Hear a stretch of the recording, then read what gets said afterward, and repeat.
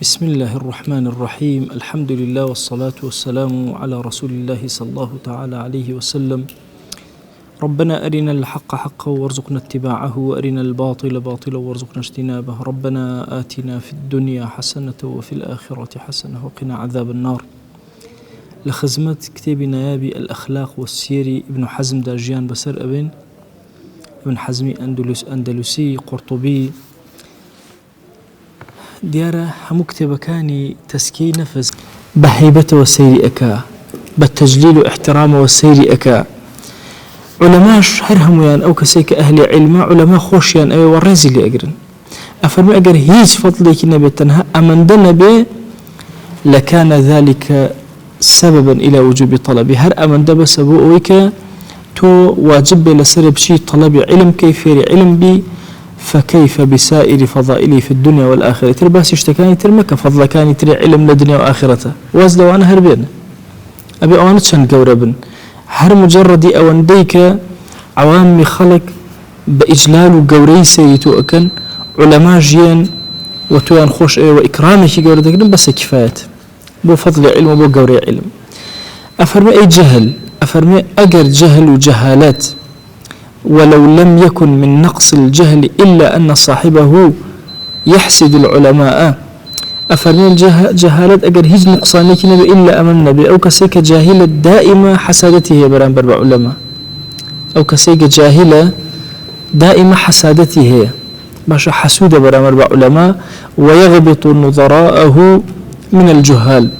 ودل خوش بوانيك أجر جاهل زور بن زور كيفي بيه أخواتي جاهل زور بن جاهل حسادت بعلماء أبا زور دل خوش بويك لدور بريا جهال زور بن وجاهل كان زور بن لكان ذلك سببا إلى وجوب الفرار عنه. فكيف بسائر رذائله في الدنيا والآخرة؟ أجر بس أميها بنقصان جهالة بس بويت وراكي لجهل خد نجات بي لجهالة أي خراب كان تري جهالة شيء لدنيا وآخرتها تشن زورن. ولو لم يكن من فائدة العلم أجر علم هيج فائدة نبي مشغول كذن بعلم وهيج فائدة نبي إلا أو نبي أو كسيك مشغولة بعلم وساويسي نزم نايا بالسنجا بفكرية، وساويسي نزم نايا بفكرية. طبعا خيالاتي خراب دائما، خيالاتي أم كسوي كفير علمي زياتر بإخوة لطفي زياتر لقلاك مشغول علم أبي فكريك وعامتي خلقنيها بيركاتوشتي بتشوكي بالرز كم بيتنا فكرية. الوسائس المضنية خوي مضنية لأصلا الظنابة معناه نخوشي ده باشا، يعني أو وساوساني كإنسان توشي نخوشي أكن، يعني أو كسيك توشي أو وساوسانة أبي جورك لنخوشي هي بخوي بزاني أن زاني كوساوسي خراب هات الذهن وأمانة جورك لنخوشي توجوي. ومطارح الآمالي آمالي قورة الدنيا وأنا لذهني طالب علمانية، طالب علم أو كلا ذهني أتي فيربوني علما قشت بنا علما التي لا تفيد غير الهم. أفرمي أو مطارحي آمال قورة كينز بس هم وغم زيادك أنواع أشتي دنيوية فكر إنسان وهم وغم زيادك أخو عدشي لناك هيشي دزناك. أفرمي أجد تنهاء من ديها بفائدة وكفاية الأفكار المؤلمة للنفس وهروها أو فكرانيك أزار بنفسي توأجان أو أنتي لتوين نهي لكان ذلك أعظم داع إليه. أو جورة ترين بانخواز أبو علم كتخرج علم بي كفكرة صافة بمشكل مشغولة علم أبي خرج أبي مسألة حلكي مسألة دوم حلكي في ربي لزد ورأجري. وأنه من الفضائل ما يطول ذكره أو أن فضائله حربازي كان خبرنا علم مشغول بعلمه. ومن أقلها ما ذكرنا كرترين نويك باسمان كذ مما يحصل عليه طالب العلم، طالب العلم دزجيري أبي بويا أفرمين ملكة ضعيفة كان چونك خاوني علم نبون چونك وتمام كتاب باسي شيء كطبيعتي باشايتي أكا باشا نزم كان كخاوني علم نبون بو أوي كاتا سنجينكي خوان باشا لبري علم صرفي كان شي لشتي لا وكيا صرفيان كردوا. أفرمي هاتون خريكي الشطرنجو خريكي قمارو ئارە خواردن و گۆرانی وتن و سواری ئاژەڵان بوون چون بۆ ئەسپ و ئەوانە چون بۆ ڕاوکردن و خەریکی ئەم شتانە بوون چونکە خاوەنی ئەهلی عیلم نەبوون.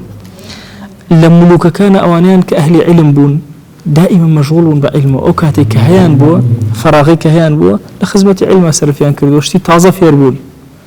أوان أشياء كجاهل بون شون خليكي مشغولي سوار شاكي بون وراو روشتون ونازانم خيشي شطرنج ومترنج أم بزمان بويا أهل علم أجر هشتكي دزنكوي هشتكي دزنكوي بس مشغول بعلمه لما اللي كبتشو كان قورتر لضعفاء ملوك قورتر لباشا وردلا كان قورتر شو أم خيكي كاريكي زور قوري خيكي إيشيكي زور قوري خيكي علميكي زور قوري باشا أفرمي وأما فائدة فلا فائدة أوشتاناش أجر بلي فائدتي هيج فائدة كتيانية تنها كاتيا مسر بردتو أجر ملك وباشا شوين يبي شون أبي خود مشغول كي بوشت الله وكيانو أبي خيجي كاري زور قوربي نشاطاتي زور قوربي خدمتي عباد وبلاد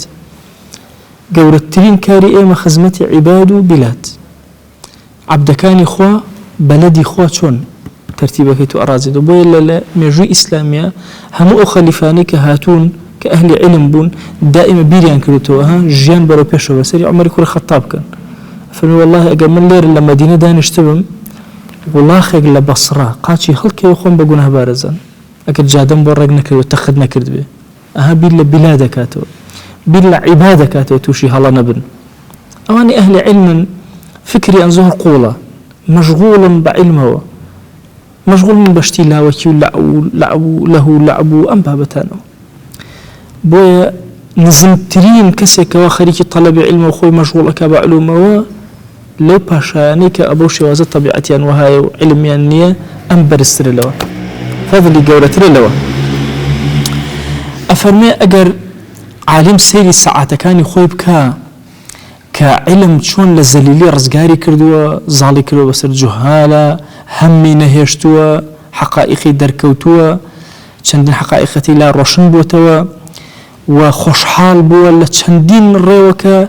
كومالي شتي نهيني پنهاني دوزيوتوا لعلمه ومن الغبطة غبطة اللي ربا وانا سرور دي وانا خوشحالي دي باشا أفرمي لزاد حمدا لله وغبطة بما لديه من العلم دب أخوة أجر بس بير لما بكاته ولا كاتكاني بكاته وكلا شيء سرفيان أكا أبي أمك صح حمدي خوا زور بكا وزور دلخوش ببوت وزع علمك خوا بيعطا كردوا ورغبة في المزيد عنه منه وأبي رغبتي هبي بويك علم زياتر ورقري وهولي زياتر بدا وخوي زياتر ماندوكا تصور كان كاتكان طالب علم سرفي أكا ودواجه علم أداته خوش ترين كاتكان يجيان لو كاتي خلق هموي خريكي مشغلاتي حرية كيشتك وتدلم زمانه هموي خريكي موبايلات وأنا تو السير أكي كلمة زياتر ورقري كلمة فير بوي آياتي قرآن تفسير كي فير بوي فرمايشتي فير بوي ديركي عربي لشونك فير بوي هريك لمانا لزتي جورا استبتو أدا أزان دوي كخلق برسيار اللي أكيان خود أيديته وجاري كتير لزتي كتير زور جورا ورقري أزان دير رواية لعمرته ديان جار شون قلوب بكوجته ودا بجرسته أو أكوجته ودا إجته لزتي اللي ورقري هذه مسألة بسيطة يعني لبرد كردوا وقت خوي لفقيتيا چندين جار يتورت چندين جار تو لزتي لورقي تشجي لورقي بي جور أبي أو بابتي كي زور قرنجة إم أجمع ليبي كطالب علم زور بلاي برزبته كاتك بوش وازا خريج أبيتو ما ملاك لقال علمك أو كاتك كان خوي مشغولك بعلم علوم كانوا تصور كجاري وهي بابتي كي زور بتشوك لو أتى تولى استل ذهني تويا بلا حتى مردن من إيش بمشتناب چندين جار لجيانا رأيتي أكيدو أزان مسرور ترين كاتكاني إنسان كيا برواء كان أو رجي من برسيارك من ليب كان وتأتي برسيارانيك عمتي خلق نايزاني كبرسيار لي أكن تو جوابي أديته حكمك خوا بو عظمته والروشن أكيدو لسر زوي أبيتو خوش حالتين روجيتو جاري مثلا بابتي ميرات جاري وهي برسيارك من لي أكن طبعا ميرات بركارية يكو يكاكاتدو هيج مجالات اختلاف وهالله وريت يعني جمسرة كبكسكا عليك كأبو شوازة كي فلان كز أو بركة يتر أو بركة حكمك خوات هنا سرزي وخلق جيب جيان كرت ئەمە نەبە پارە ئەکڕێنە بە قەسر و قسوور ئەکرێ ئەم خۆشیەکە لە دڵ تا دروست ئەبێ باشە بەشی هەموو سەرزەوی ئەکە ئەوەندە مەسروری کەسێک هەر ئەوە بەڕێگە ئەڕۆ شتێکی بەسیتی لێ ئەپرسێت تۆ ئەیزانی پێشتر لە فەقیهەتیا خوێندووتە شتێک لەبەرت کردووە جوابی ئەدەیتەوە بۆ ڕۆشن ئەکەیتەوە کەلیماتەکانی خوا ئەزان چەند مەسرور ئەبی چەند دڵخۆشەوی چەند دڵشاد ئەبی ئەفەرمێ ئەو کەسەی کە خۆی مەشغوڵ ئەکا بە علمی طبعا فێرمانەکە چی بکەین ئەڵێ ئەو کەسەی خۆی مەشغوڵ ئەکا بە علمێکی نزمەوە علمە بەرزەکەی واز لێ هێناوە و ئەشتوانە علمە بەرزەکە جێبەجێکە ئاگای لێبێ لە غەڵەتێکی زۆر گەورە وەکو وایە زەویەکەت هەبێ ئەم زەویە ئەگەر بیکەی بە گەنم بەرهەمێکی زۆر باشەدا بەڵام بیکەی بە زەڕات با بڵێن بەرهەمێکی وان نادا بیکەیتە گەنمەشایی بە زمانی خۆ ئەم کەسە لە بریەوەی بیکاتە گەنم و شتە زۆرەکە بدا ئەچێ کاتە زەڕات و شتێکی کەم وەرەگرێ ئەفەرمێ ئەم جۆرە مامەڵە کە تۆ بتوانی علمێکی گەورەتر وەرگری جوودەکەت لەوە زۆرتر بێ تۆ بەشتی بچکەلەوە خۆت خەریکەی بە علمی بچووکەوە علمی نزمەوە ئەفەرمێ ئەوە شێوازەیە وەکو ئەو کەسە وایە زەڕەیەک بنێژێ لە زەویەکە کە زەویەکە بۆ گەنم زۆر زۆر باشە یان زەویەکمان هەیە بۆ دارخورما و زەیتون و ئەمانە زۆر بەرهەمدارە کەسەکە بچێت کە غارسی شعرائی بەچی ئەوترێ بەو دارە بێبەرە ئەوتێ وەکو قژ ئاوە ئەو خڕەبێتەوە لە شوێنی خۆیان ئەزەم لە کوردیا چی پێڵن باشە دارێک ئەنێژێ هیچ بەری نییە وەکو قژ ئاوە بە دەور و بەری خۆیەتە خوارەوە هیچی سفادەیەکی نییە شعراء بە داری خورماتان بینیوە بەڕێ دار خورما ئەگە دیقەتان دابێ ئاوە پرچەکانی یەنە خوارە و درێژە بن بۆ خوارەوە هیچ بەریشی نییە شوێنەکە شوێنی دار خورما و دار خورما چاکچاکی تیا بنێژی ئەو ئەچی ئەوەی تیانێژە شۆڕە بێتەوە هیچ سفادەیەکی نییە ئەفەرمێ ئەو کەسێک کە خەریکی ئەدنا علومە بێ نزمەکانی علم ئەبێ و ئەشتوانێ لەگەڵ بەرزەکانە مامەڵەکە ئەفەرمێ ئەو کەسە بۆ شێوازەوە کاتەکانی خۆی ئەفەوتێن اینجا دواتر دوای ئەم علمەت وەرگرتۆ نەشری ئەەکەی بناخوا بڵاوی ئەەکەیتەوە لەوێ دەرسەڵیتەوە لەوێ قسە ئەەکەی بۆ مسلمان لەوێ ئەو پرسیار لێکە جوابی ئەدەیتەوە ئەفەرمێ ئەبێ ئەگەر لێبێ ئەم علمە لەکوێ بڵاو ئەەکەیتەوە نەشری علم لە شوێنی خۆیان بڵاو ئەکرێتەوە ئەبێ بزانێ ئەو علمە ئەدەیتە دەستی کێ سا ئەمڕۆ بۆچی عامەتی خەڵک سەری لە تێک چووە لەبەر ئەو فەیسبوک و مەیسبوک وشت کابرا هیچ نازانێ دووسێ شتی گوێ لێگرتەوە زوو ئەیانڵێتەوە و تووتی خۆی لێ بۆ بە شتێکی زۆر مهم هیچیش نازانێ تەسەوەر کە جاریەوە هەیە کەسێک ئەزانی چەند گونەهبارە بێ کاتێک قسە ئەکا لە دینە بەبێ ئەوەی علمی شەرعی وەرگرتی بێ وێمە زۆر کە دەڵێن فەقێ ئەبێ لە حوجرەیە ئیلا بمێنێتەوە ئەبێ ئیلا بخوێنێ ئیلا بۆ تەجروبە تاڵەیە تێپەڕێ ئەبێ دوورکەوێتەوە لە خزم و کەسو ئەبێ لە بەردەم کتێبە دابنیشێ لە بەردەم ماوەسایە دابنیشێ بۆچی بۆ وردەوەدا ئەم شتانەی کە کۆی ئەکاتەوە بێتە علم لە لای دوای علم پەخشکە ئەگەرنا ئەکرێ ئینسان بە دووسێ مانگێک فێری ئەوەنە قسەوە وێ لەناو خەڵکە قسەی زۆر بکە بەڵام ئەهلی علم دائیمە ئەچن کەمترین قسە ئەکەن لەناو خەڵکە عەوامی خەڵک مەجال نادەن ئەو گەوهرانە بچنەوە دەستی خەڵکێک کە شایستە نین بۆیە فەرمی جارێکیان شێخ محەممەد خەتیب لە سلێمانی ئەفەرمێ دەرسی ئەوتەوە پیاوێکە وتی ماوەسا پرسیارە شەرعیم هەیە وڵا سەری فەقێکانی کرد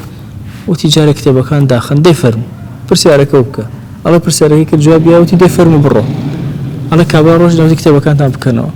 تیان قوربان بۆچی کتێبەکەمان دێڕێکمانەوە بۆ دێڕەکەمان تاوا نەکرد تی ڕۆڵە ئەو دێڕە گەوهەرێکی زۆر گەورەیە بکەوتێتە دەم ئەم جاهیلە وای بڵاو کردەوە سەری لە عالەمی شتێکت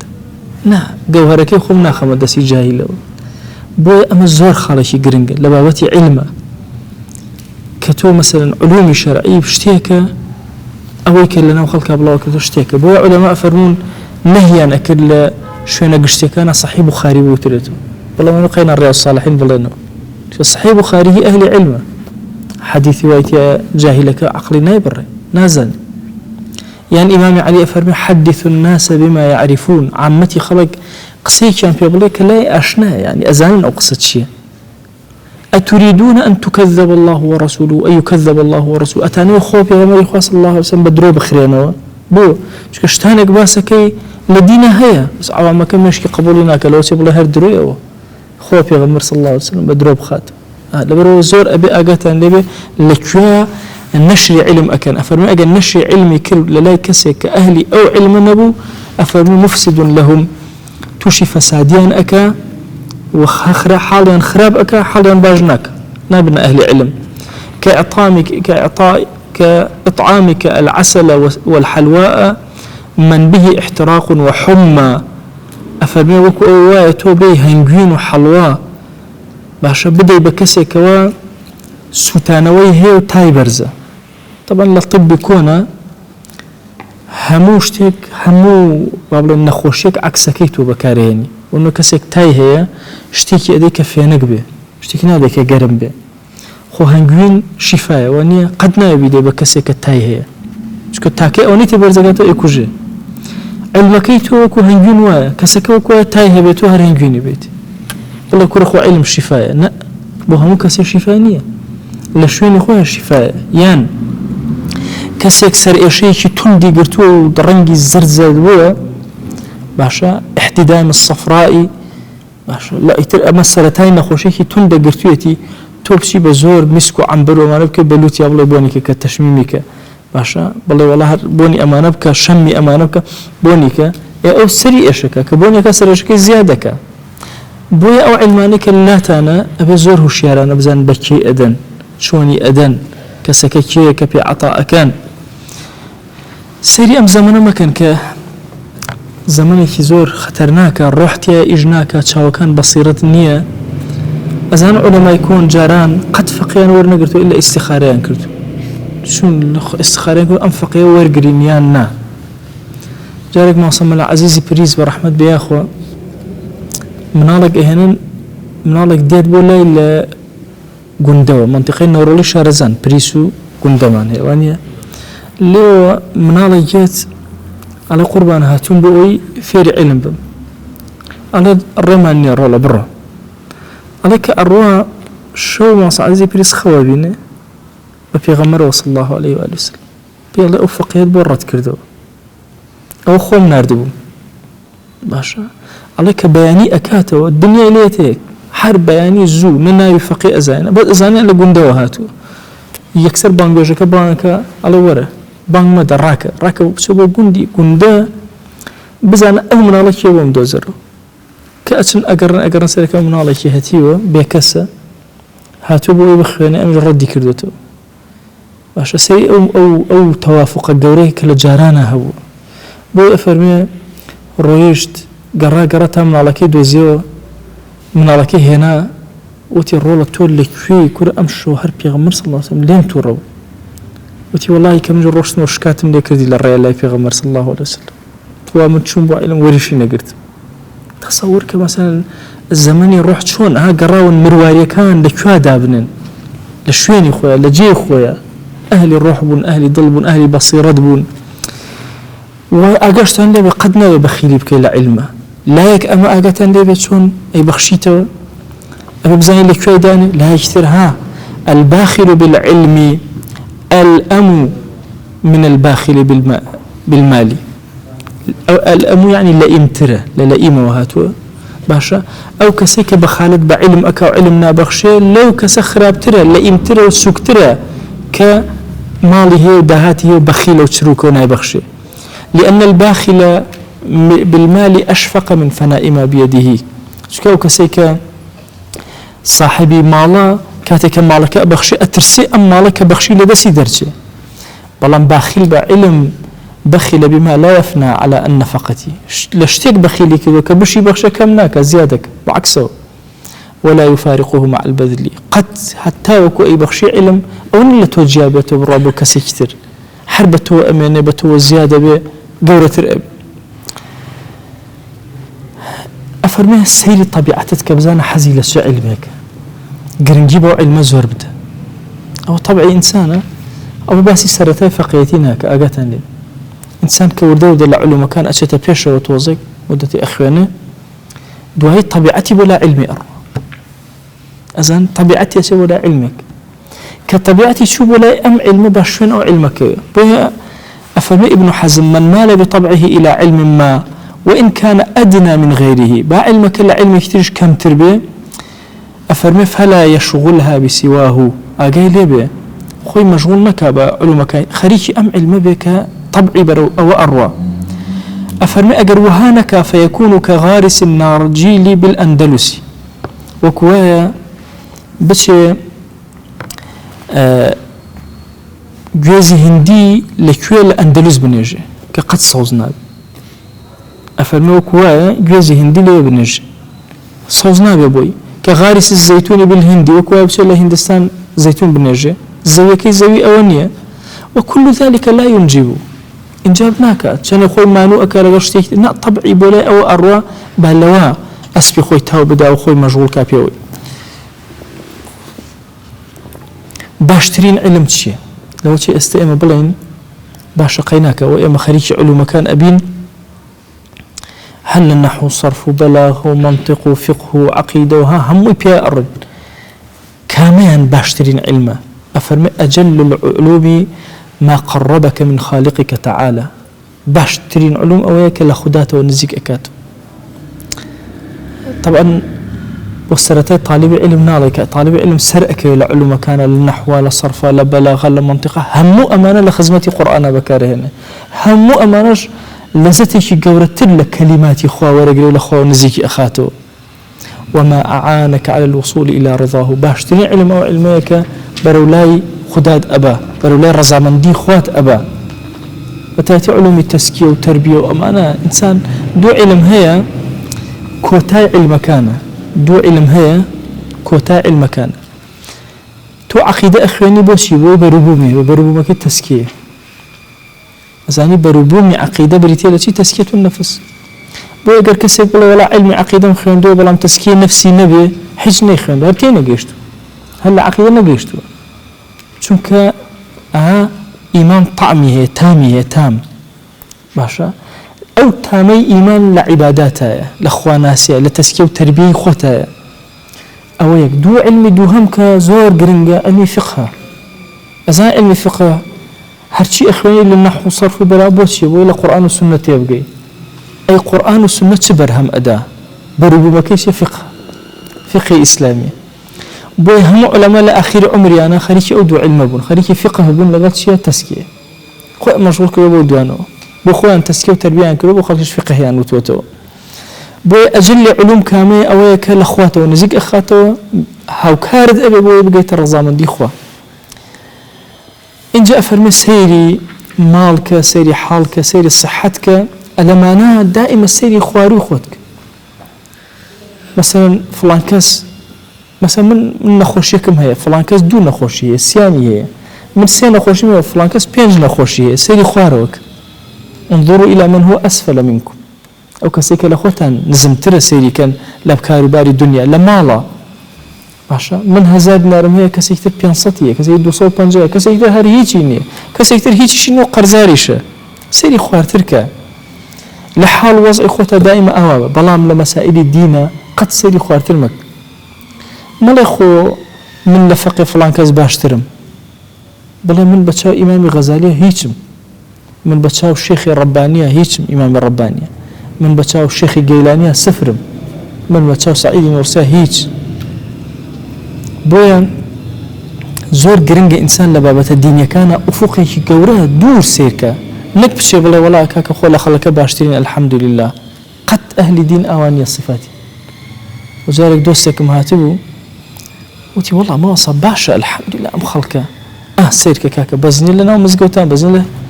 وتم أول مقارنة بو الدنيا بو الدينية مقارنة الدين الله خرابين دائما سيري سروت ركن حمش سيري خرابي هر شيء أكي هر خرابي أروي لقال يا باشا أفرمي دي أقال لي لمال وحال وصحة وأمانة سيري خواري خوتك لدين وديانة وعلم وأمانة لفضائل وقوريك سيري فوقي خوتك سيري برسك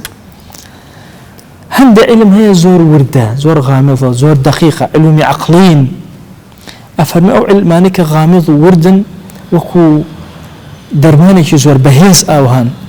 أجر جسمي بهيز بالدرمانك بهيزي بدري برقي أجري بلام أجر جسمي لاواز بالدرمانك بهيزي بدري إيكوجي أفبزاني أم درمانا باشا لكوا بكاري هني همو علوم غامضة كان آوان بو دائما أو كسي كمعلمة أزاني أم فقيه مستوى كي تشانيك لو شيء قال له يا أهوي بينالي لدوات رابي بالله حتى أكو جسمك بقوته به لكاتي خويا مثلا علم كان يبدا أبو زينة أجرنا رك جسمك بهلاك أشي أفوتيه يعني إستا مثلا فقيك تازهات وبي بلن كاك ولا تجمع الجامع بخينا أفوتي فقيك تحملي وعلم جورناك رك لا رئب أروا بأبي زور بوريا إمام الله كري أفرمي أو علم غامضانا أجر كسب قوة بعقلي عقلي زياتر أكا باشا وأي باريز حرشي آفات العقل دوري أخاته بلام أجر عقلك ضعيف بي أو علم غامضانا هموي زالة ببصريا وفناء أبا تيأتي أفرمي بشك للشيتي أجر بيتو كسك بتواني عقلي لشتي جورا صرف كبتي لشتي وردا خوي مجهولك شتي دنيوي تافهه خوي مجهول فرمي جرك للشيتي على كسي وهي أجر بيتو خوي مجهولك بكاري الشيطانو لكاتك أتواني العقل كاري خوي بكوكو حسني بصري درج طبعا أما هيك الآفات كاني فقيتي هم فقيتي تيباريين أزانين تصورك جاري وهشتاني كلا وكي بتشوك قوتي أو فقيهم أكوجه بينما أو فقيه أقل لو كاتا خريك يشتي تربي خريك علم بي ولا بركردن بي ومجالي خوي ندى خريك يشتي لا وكي من الله النبي وكو حسني بصري درجة وان دا قورة أبي أبيت الشيخ جيلاني وان دا قورة أبي بس سبحان الله الشيطان أي خلطيني مشغول أبي بشتي من الله نوا شتي أهلي جنونوا باشا بوانا مشغول أبي خو أو ما دبونيك للشتايتي أيكا أجر العقل بك وكو حسني بصري درجة أبيت أفلاطوني أثيني خلقي أثينا أفلاطون بي الله أثيني باشا وكو أفلاطوني عقل درجة وكو برز جمهر أو أفرمي كسيكي فارسي بو يقول عقل كان فارسي وقورة حكما كان ناو فارس أفرميكو أو درجة أجر بيتو لطالب علم لكاتي طلب علم خوي مشغولنا كبشتي لا وجه زور كطالب علم الله دواي أما أخوان دواي أو أكم دواي حيث يعني بناكر أجر زو بجنجي منالي فري خوي نكوتو بخوانه خوي ما عندك بعلو مكانه حموش هي لدز درس أفرمي وقف العقل عند أنه لا ينفع إن لم يؤيد بتوفيق في الدين وبسعد في الدنيا أذن هند جار عقل إنسان أوستي هجور ناقري أجر تأييدي خواي لقال النبي بوي فقير له مشتاق ذات ربي دعاء توفيقك دائما خوايا توفيق بدا خوايا علمك مخرج سنقم خوايا عمل مزيادك خوايا إخلاص مزيادك أبي الزور بيوندي لقال خوايا توكم بي ويخوايا قول ألطافة كان هو بسيلة دابارين زان جاري وهاي فقير لشون يوجك لو أشي إشي صالح يجيب جيبك كاتي لشون يوجك سرخات السجدة وهوارك يا إلهي اللهم يا معلم إبراهيم علمني أي معلم إبراهيم فيرمك مفهمي سليمان فهم زيادك خوابه هو أوتش لطفك لقلاك واتقوا الله ويعلمكم الله أجر توفيقي خواي النبي عقلي خود أوسته بوي أبي إنسان دائما داوي توفيق لخوابك حتى وكو خدر وكان إلي أكاتو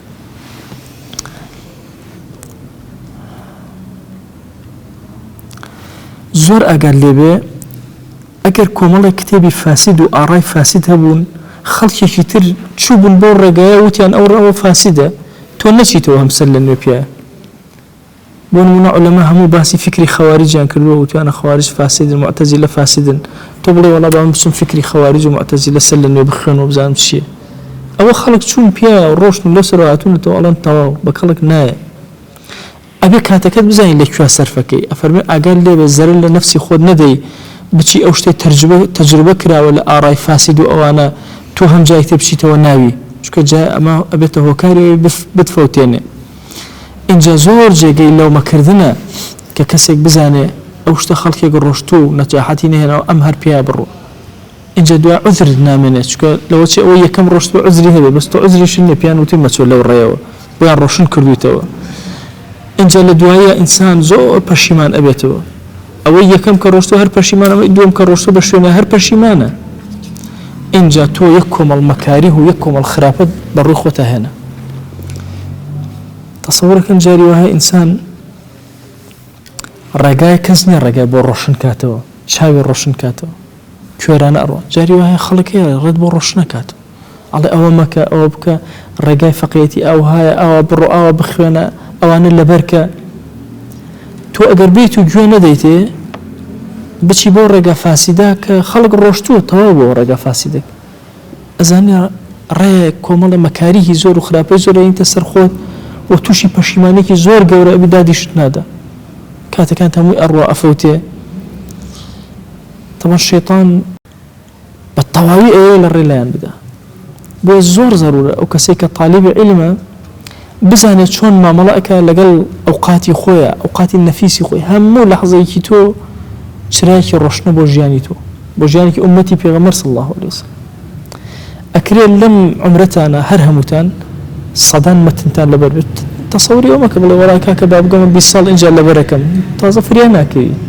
عمرەکە بایە لەم کاتە ئێستا تۆ مەجالت هەیە قووەتت هەیە هێزت هەیە لەش ساغیت هەیە ئەتوانی دواتر ناتوانانی ئێستا ئەتوانی قورئان لەبەرکەی فەرمایشتەکان لەبەرکەی زۆر طەبیعی ئێمە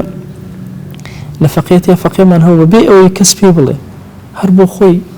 هەموو ڕێو ساڵحینی لەبەر کرد کە من بۆم ئەگرت حەدیثی یەکەم دووەم سێم بە دوای یەکە هەر هەمووی ئەو منهاج الطالبین فەقیهمان هەبوو هەر خۆمان فەقیهمان هەبوو هەمووی لەبەر کرد ئەزانێ ئەمە فەقیهمان هەبوو جورجانی بە عەکسەوە ئەوت لەم ئەپرسیەوە لە ئەخیرەوە بۆ ئەوەڵ ئەوت ئەو لە ئەوەڵەوە هیچ وەکو فاتحە ناوی خۆی لە ئەخیرەوە گرگر تا ئەوەڵ ئەوت بەبێ ئەو یەک سانیە بوەست یەک ئەوێ بکە باش هەمووی ئەوت لە ئەخیرەوە بۆ ئەوەڵ ئەوها لەبەری کرد هەروەکو تۆیە قووەتەکەی هەروەکو تۆیە هێزەکەی هەروەکو تۆیە بەڵام هاتووە لە کاتی خۆیان سەرفی کردووە قووەتەکە نەچوە بە ڕێگایەکە کە خۆی مەشغوڵ کا بە شتانێکە و دوای بگەڕێتەوە دەستی لە بەتاڵیەوە دەرچوو ئێمە لە دنیاە کۆمەڵە شتی وردە هەن دەستمان ئەگرن ئەگەر بێت و فریاکەوین زاڵ بین بەسەر ئەمانە خۆ مەشغوڵ نەکەین بۆ شتانەوە کە کاتی نەهاتووە وەختی بۆ من نەهاتووە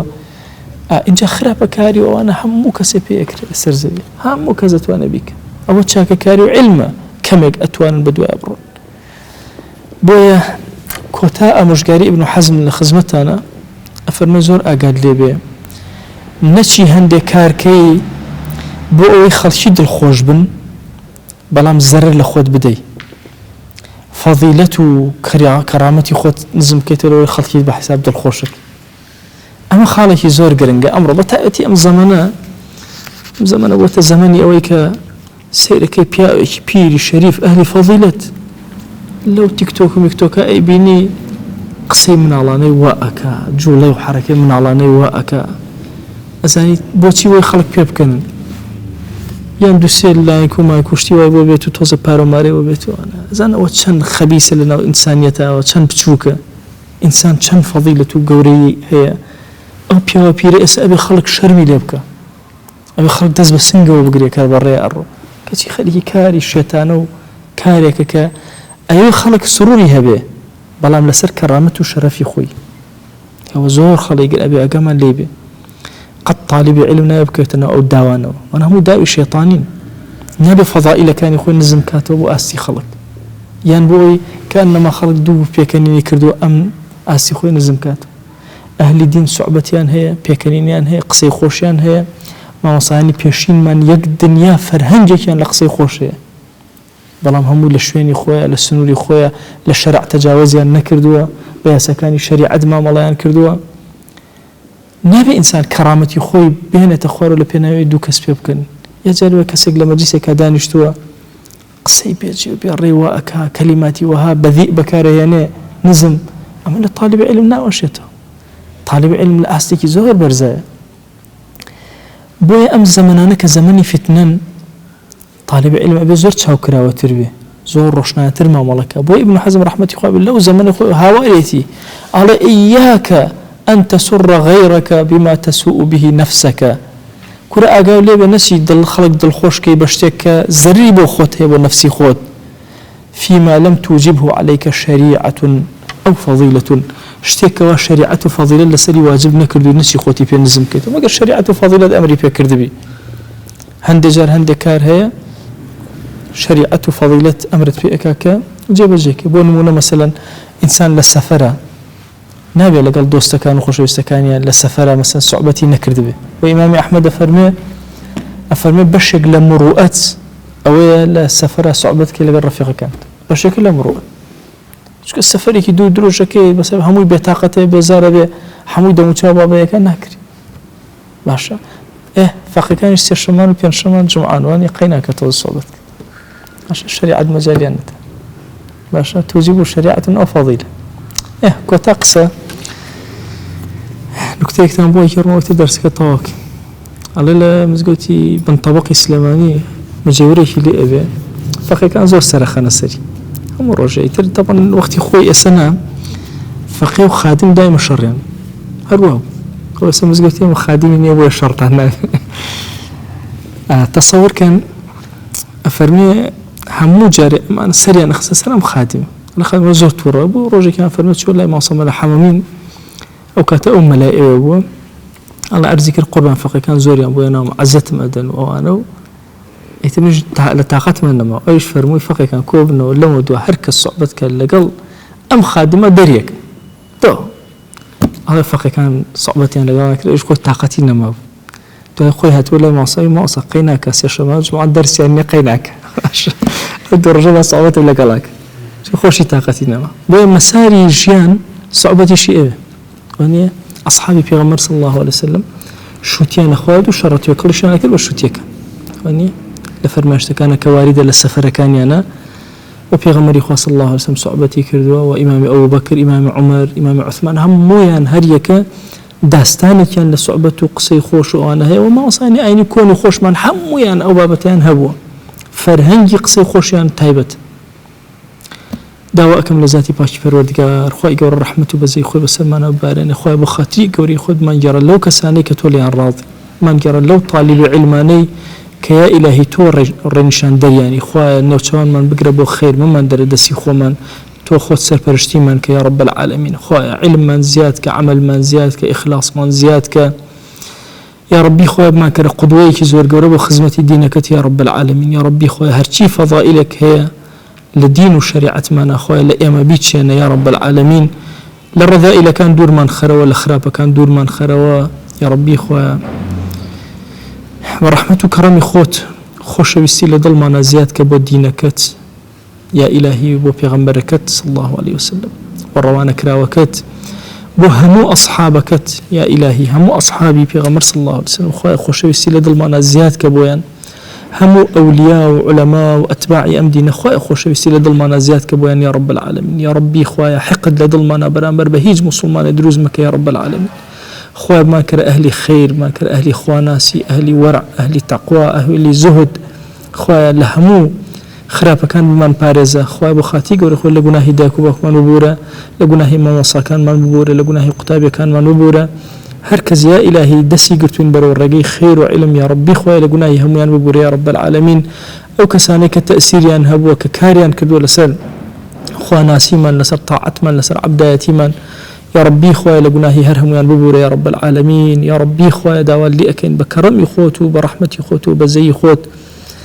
لهمو قناهي إيمان داران ببوره لقناهي ما وصا كان من ببوره كوفاتيان كردو لقناهي فقي كان من ببوره كوفاتيان كردو يا ربي خويا لقناهي ملا باختيار ببور يا رب العالمين درجاتي عاليك لبهشتا يا أكرم الأكرمين يا ربي خويا داوال لي أكين هرفق يقلم حجراني إما درسي خيندو بوسعاتي كجبو يا إلهي همويان توفيق بدار نويان نوشوانيان بقربو خير ما يندر دسي خويان يا أكرم الأكرمين يا ربي خويا دقائق علم من زياد كورد كريما لعلوم كان زياد كخويا فيري عربي منك يا إلهي فيري نحو صرف وبلاغ ومنطق منك يا إلهي فيري فقه وعقيدة باك منك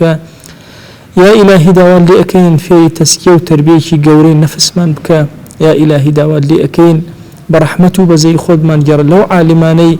كناويا لأسمانا هيا ولتوليا راضي يا رب العالمين خويا قبولي أسمانا كان من لتو أوي قبولي سرزوي من لتو أوي يا أكرم الأكرمين خويا بمان كربان خواز بو خزمتي دينك يا رب العالمين قبول من بدر يا أكرم الأكرمين يا ربي خويا هرشي دعايق لمز قوتا برزي أكين وبوتو للشوا للروجة لهركاتك لكاتكانا